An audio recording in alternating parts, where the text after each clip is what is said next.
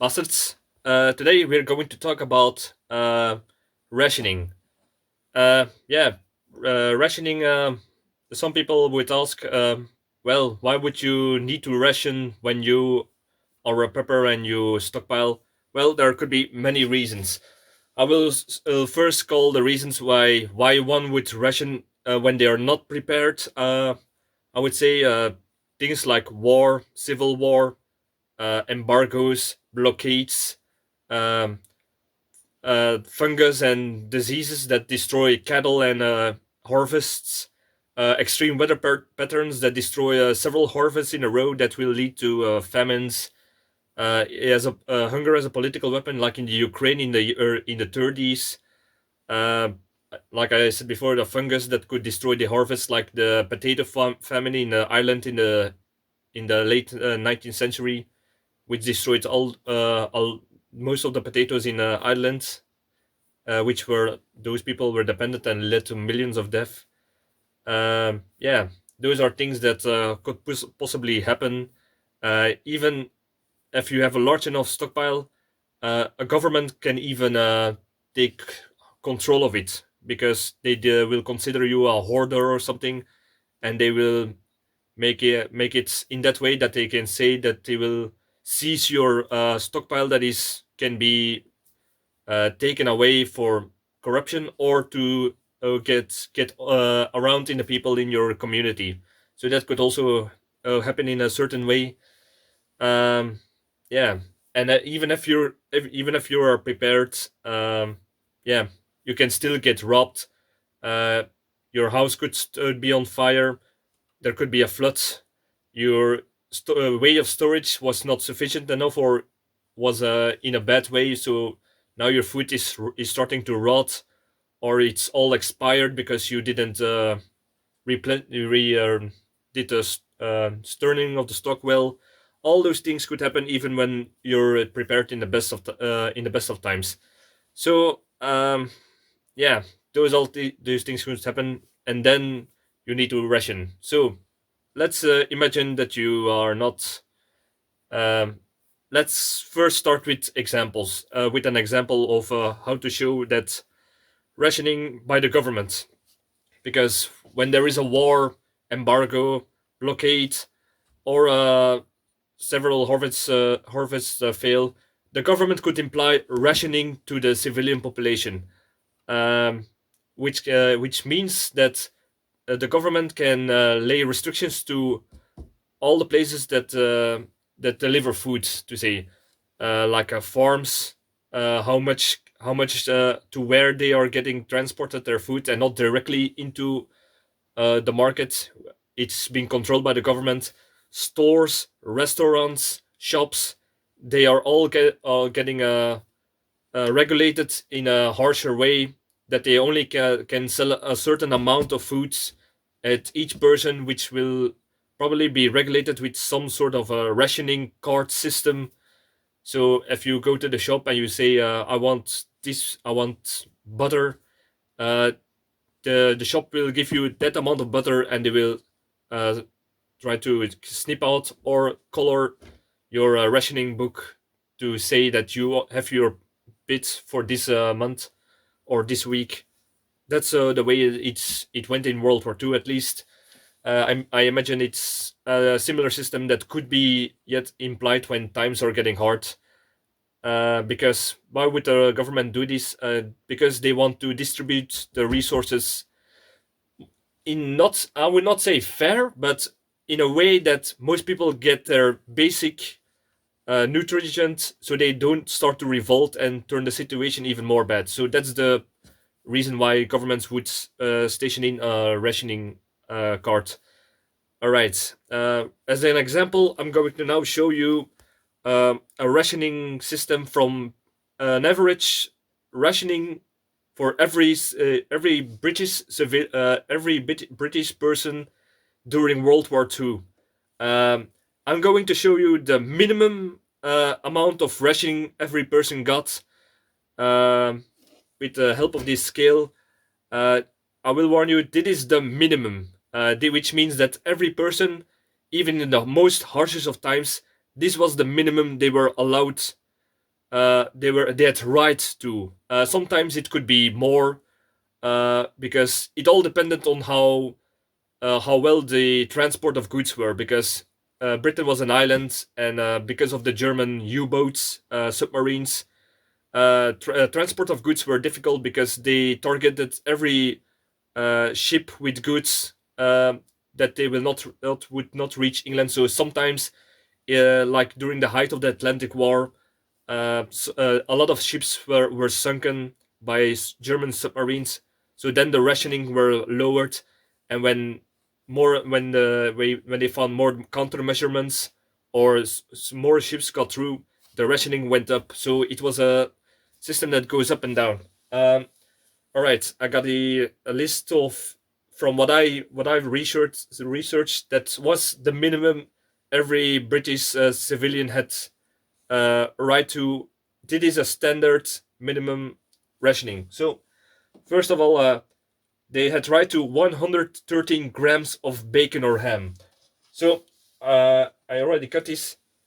Does this piece, every person has right to this piece of bacon and ham for every week. So like you can see, it's a 113 grams.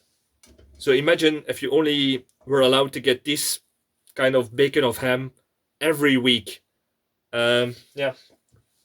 Next, meat. Meats were usually things like other things than ham and bacon. So like certain parts of pigs or cows. So those were 57 gram, which is actually only this. So imagine you want a steak instead of bacon or ham. Then you only got this 57. Yep. This is the only thing of other meats you were allowed every week. Imagine that. All right. Oh wait. You know what? I'm going to put it right here so you can see the whole picture a little bit better. I will show it to you in a minute. All right. Where were we? Tea was 57 grams. I'm going to say by the rationing cards, it was 57 gram of loose tea. So imagine did this even with packaging. So imagine all of this was loose tea. Yeah, that's 57 grams. This was all the tea you were allowed. So imagine how many tea or coffee you drink every week to get your caffeine fix. This was the amount you were allowed to every week. So imagine if you drink your tea in the morning, your tea in the midday, your tea in the evening. This would get it would run out very, very fast. All right, sugar. 270 gram of sugar. So I measured it. There's this amount. It's like a handful, 270 gram. But in that time, people weren't that concerned about sugar as a bad thing. So sugar is still a good source of energy when times are very hard. So it is. I will put it like this. Shoot, in the next time. All right, that's every week. Cheese, 57 gram. Imagine the same thing, amount of volume as this, but in cheese. All right, conserves. You could by the rationing card you could choose in several ways. Like you can choose half a 450 grams of conserves, like tins, or more marmalade. It's the way you could choose actually, but you have to choose one or the other. You could not choose them both. But I'm going to, for reasons and ease, use tins. So it was 450 grams of tins, and these are each 200 grams. So imagine you only were allowed these two cans of vegetables, or perhaps meat, or something with conserves, this big. So imagine that. Lard was lard to bake things in was also 57 grams. So imagine yet again this 57 grams of lard for a whole week to cook actually this piece of meat and ham and bacon. So that's not that much, but it's energy. Candy, um, 80, 85 grams. Candy, yeah, because it was rare. Like you noticed, all the things on the rationing thing had to come from outside of Britain because they could not be produced over there, like the tea, the tins. Because Britain was an island, and it for their food, they were a lot of dependent on import. So as candy, I carved out a piece of chocolate for my stockpile. So this is 85 grams of candy, so to say. All right. Um, and the last thing on this card, there were more things, but these were the main things that everybody would use. One fresh egg a week, or three dried packages of dried eggs. So one egg a week per person. So yeah, that's not that much. So let's take a whole look. So every person in during World War II in England had right to this sort of stuff every week. Yeah, if you look at it, it's not that much, but you can if you measured by calories and nutrients, you can get your calorie fix in a certain way. Yeah, and imagine this was Britain; they were not conquered during World War II. In like most European countries, who had to share their food that they produced with the German soldiers or the Axis. So that's another thing to take in account with this rationing system. Yeah, and to be honest, bread was never being rationed during World War II in Britain, at least, until ironically enough, until 1946.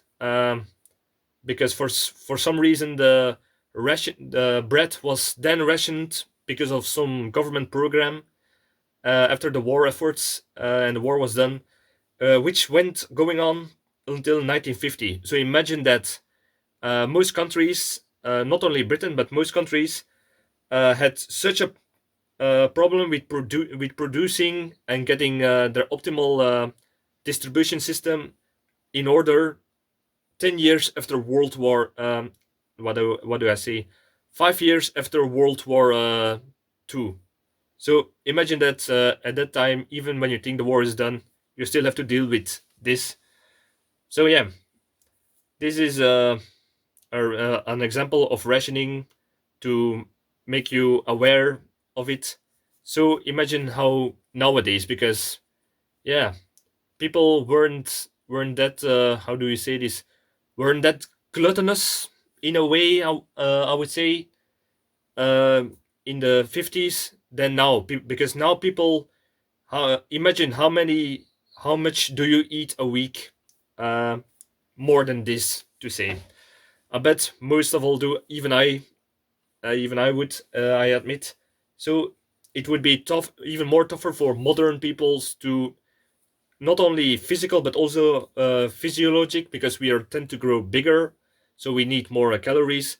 We are have more stress now than perhaps people in the 50s, because we need to do everything better, quicker, more efficient than people in the 50s, so to say. But yeah, they had to work harder perhaps, but yeah, is physical labor harder than now people who are stressed out every second of the day with more burns out? I don't know. It's something to look it up to. I sure will do, but it's something to think about in case of energy loss. So rationing. I myself did once an experiment where I how do you say this?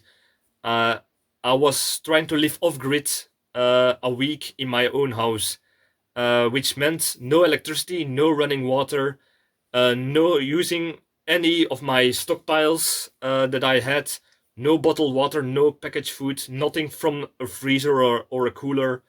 Only the thing I was only allowed filter. I only allowed myself filtered rainwater, um, and foods that I grown or found of my own to simulate a long duration emergency situation.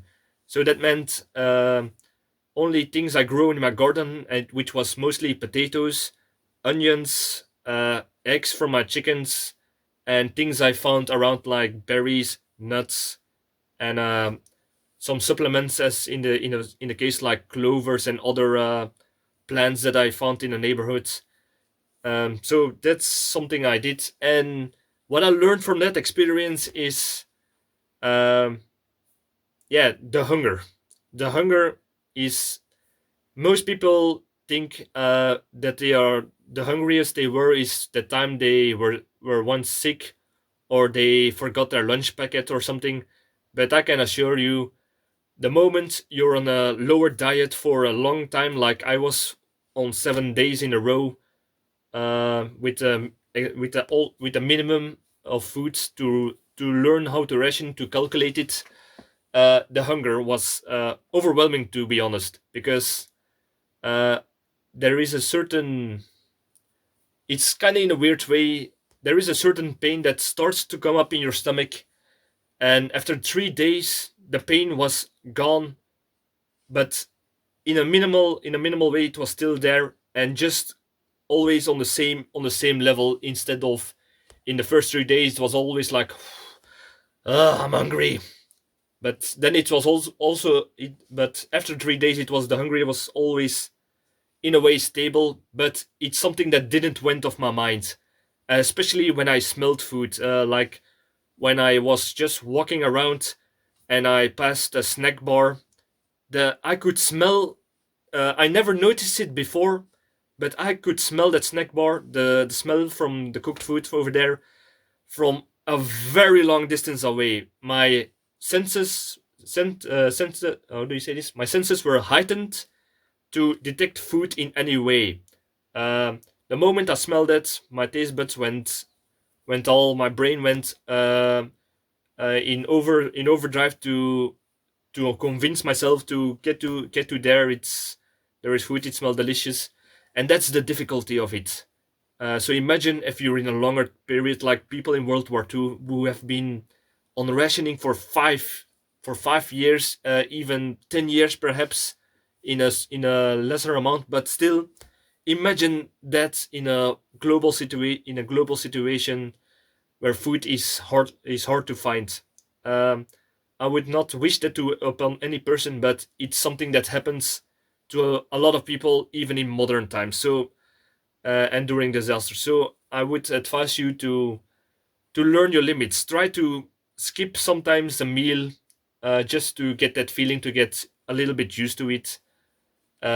Just something to make you realize something and to be more appreciating of the foods that you get, so you're less wasteful. All right, enough. Enough it is. Now I'm going to talk about possible tips you can do to for rationing. My first tip would just be prepare. Yeah, which is kind of obvious, but like I said in the beginning, it could be stolen or destroyed by some way. But yet again, always prepare. Just something simple like a bag of rice. This rice is, if you have 15 kilograms of rice, this package is 5 kilograms. With three of these packages, you have, in theory, the enough calories for one person for a whole year in only calories, to say. So that doesn't not mean like things like vitamins and minerals, but with 15 kilograms of rice, you are settled for a year for one person in moderate physical labor, to say. Which means you also need the nutrients and the minerals, to be honest, and depends on what kind of work you do, the stress, the situation, and so on and so on. Even the time of year, because people in cold areas or times need more energy than people in the summer, to say. So that's something to keep calculate of. So prepare, buy rice. uh, the other thing of rice is, in this kind of packaging, white rice, you can keep it in storage for 35 years. So you can buy it now cheap, uh, in large quantities. So I would advise, buy now your rice, and you will not be hungry soon. Let's keep it to that. All right. So if you're not prepared, if you are not prepared, or so, or you do not have a big stockpile of food, or you're not able to buy a big stockpile of food, or not have the room, like you live in an apartment or something, there are several things you can do to extend your rationing. The way with the food that you already have or you get from the government during rationing. What can you do? Well, first of all, um, try to limit the certain type your food, to say, because if you if you noticed, a person can only take in a certain amount of food, and the rest get, how do we say it, wasted inside of the body through, when you're taking a shit. So when you eat too much fat food, um, you get more, how do you say this, more bad shits, to say.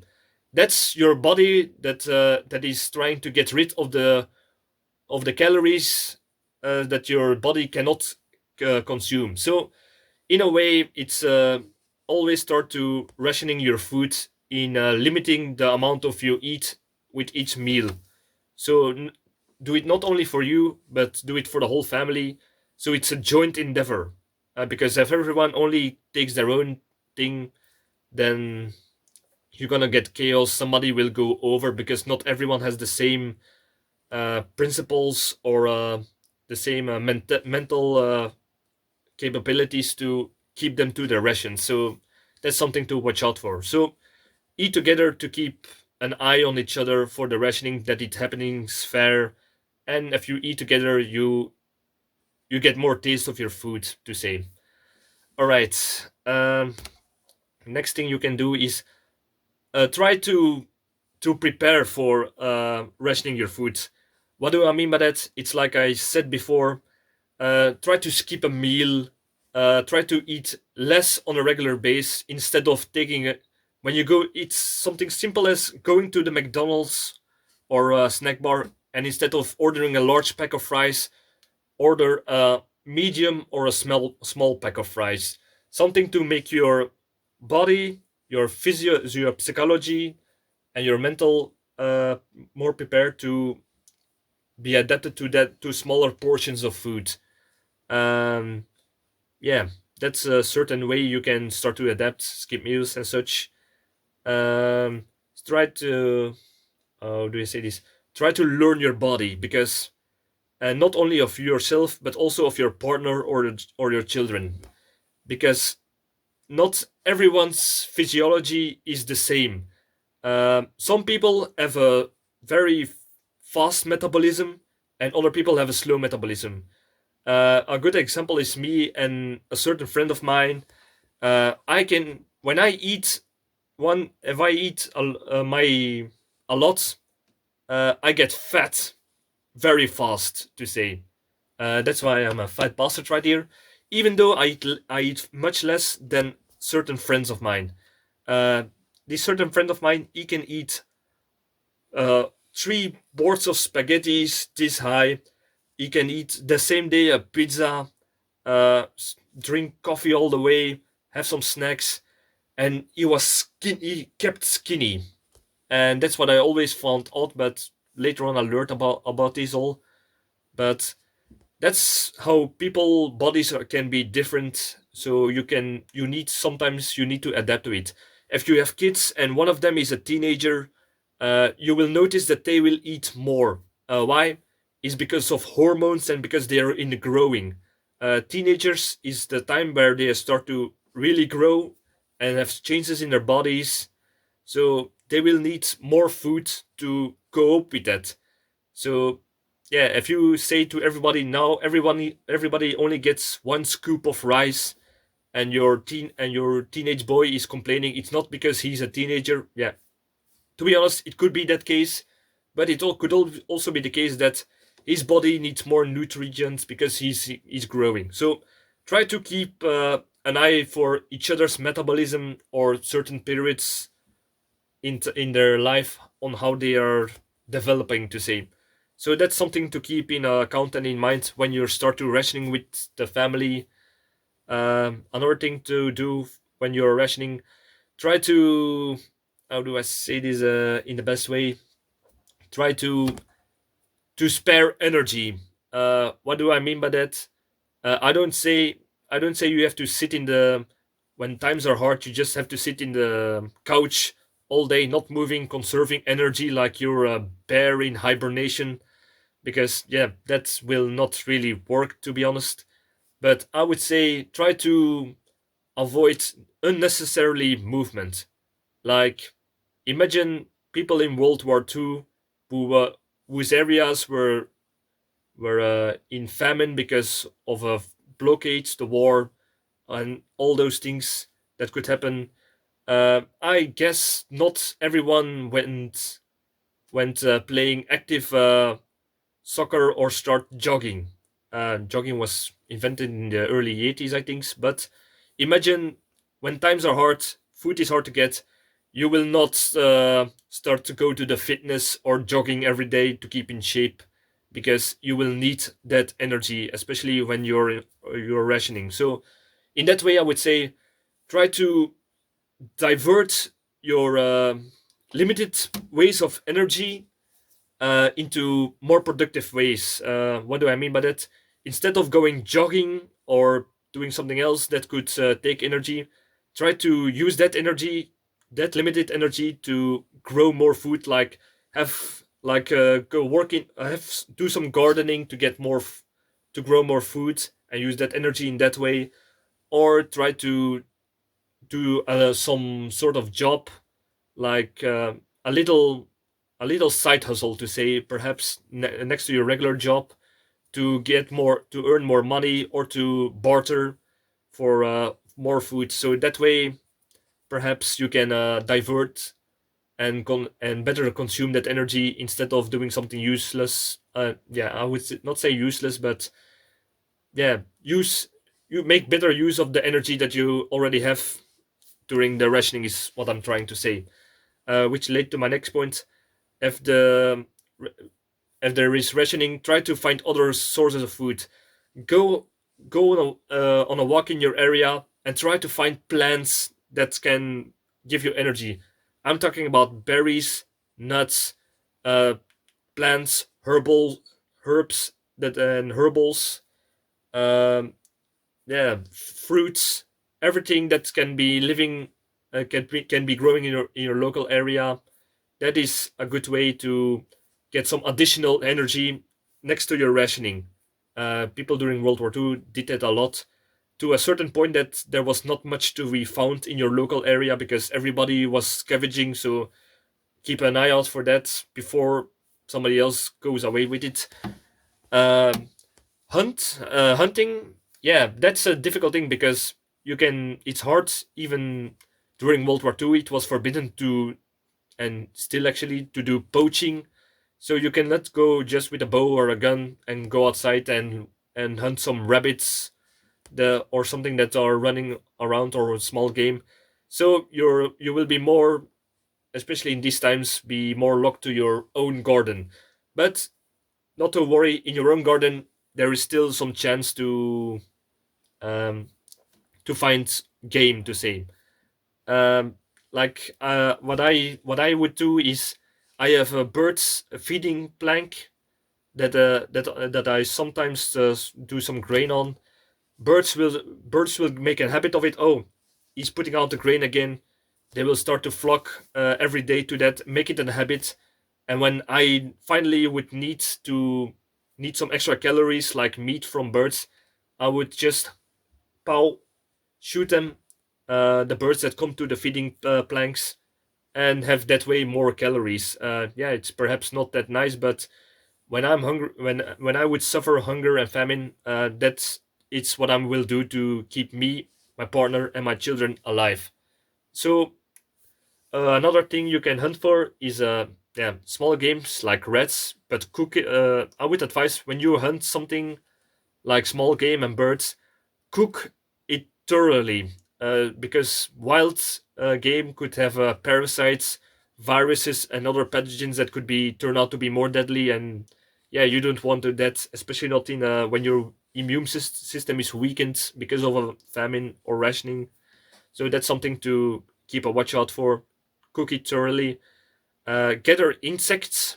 Yeah, many people would say you're crazy. That who would do that? A lot of people eat insects in the world, just as a snack, even. So it's not that weird. Um, Even now, you are eating bugs because the European laws have are now allowing that more insects can be mixed with regular food to get more of the certain nutrients in it. So think about that when you say that the insects are disgusting, because in a way you're eating some. Um, find that always funny to say to someone. Um, yeah, insects like grasshoppers, mealworms. You can even start to how do you say it? How do I say this?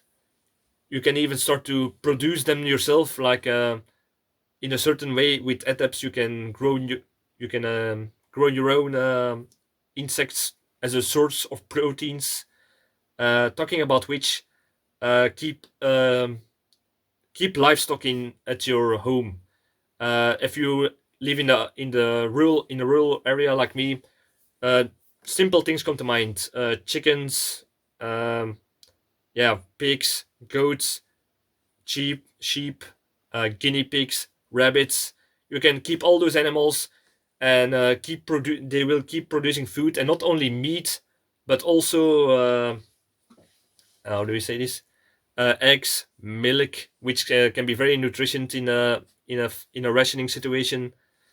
Um, yeah, and even when you even next to the food, you can keep the hides and try to sell the hide for even more food. So that's another way to get more energy in that way from your animals. Yeah, that's another way. I think I forgotten my point, but it will come to mind when I think about it. And oh yeah, I forgot another point. Fish. When you can, if you live nearby a river or a fishing pond, try to catch some fish with a fishing line or a net or a trap.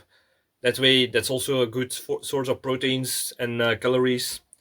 Even if you have a pond at your home, try to um, get fish that can easily be kept in there and and keep producing. So that's another way to perhaps uh, get some calories. If you live in an apartment, I have a good tip for you. Quartles are a small type of chicken birds that are this tiny, and you can and you're allowed to, and perhaps not allowed, but you can keep them in your apartment very quiet, and they will lay smaller eggs, but they will lay eggs, and you can they can if you have a chicken, a chicken quartal and a rooster quartal, they can make baby quartles, and that way you can have more food to say. Yeah, in your apartment you can also keep guinea pigs and rabbits as quiet pets, so your landlord will not start to make a fuss about it. All right, those are certain ways to get more energy during rationing. Another thing for rationing is get food sources that not most people will not see as food sources. What I'm talking about. Mm, is perhaps for some people is perhaps disgusting, but food that is used for cattle and livestock. Um, the corn, the like corn is a good example. I buy corn for my chickens, for example. but that is corn that is graded for livestock. But when times are hard, you can use that livestock as a way to get food for yourself and your family. So in a way, try to find food sources that are not meant for humans. Is what I'm trying to say with what I'm trying to make with this point. That way you can get calories. You will have to be more carefully about the quality of the food, but nonetheless, it is food, and you will need it in such hard periods. So that's a way to do it. Yeah, another and now yeah, those are the most food sources somebody could have during their bugging to say and during rationing. Um, what I will make as the next point is try to try to be less wasteful with your food. Um, Try to eat when you have meat.